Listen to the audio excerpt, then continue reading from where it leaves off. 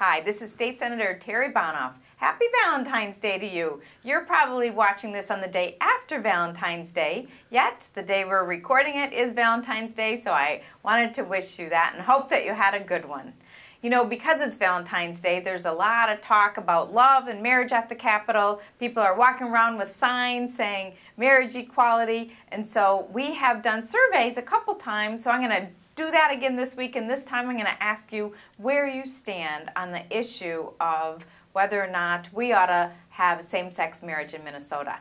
Now, having said that, I also want you to know that my priority this session right now is making sure our budget is balanced.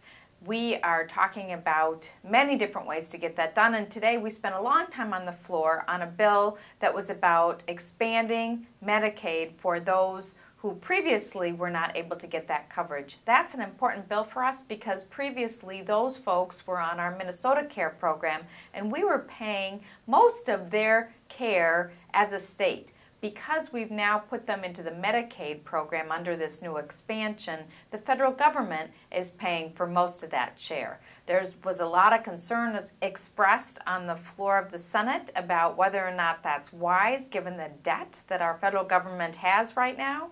That is certainly understandable, yet from a fiscal policy point of view, it seemed appropriate to allow that population rather than continuing to place an undue burden on the state's finances to really be a shared responsibility. And so, in fact, I did vote for that.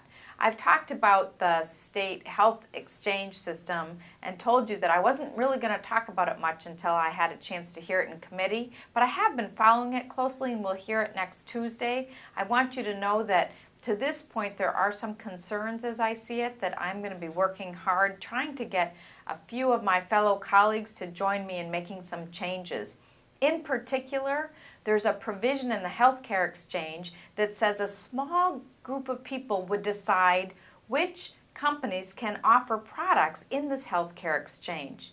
I think that that could be problematic, that it's more important to have a clear set of criteria whereby you say, if you offer this benefit set at this price and under these parameters, then you qualify, so that we aren't leaving it up to who's leading a task force or who's on an advisory group, but rather data-driven decision-making. So things like that I'm going to be watching for, as well as how we can take the cost out of that thing.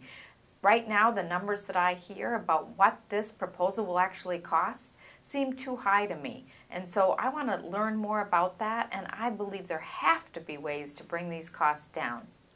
So that's all for now. I think these videos are a chance for me to just let you know a few things that are going on. Certainly not everything. So please read my update to get the rest of the story. Thanks very much and fill out the survey.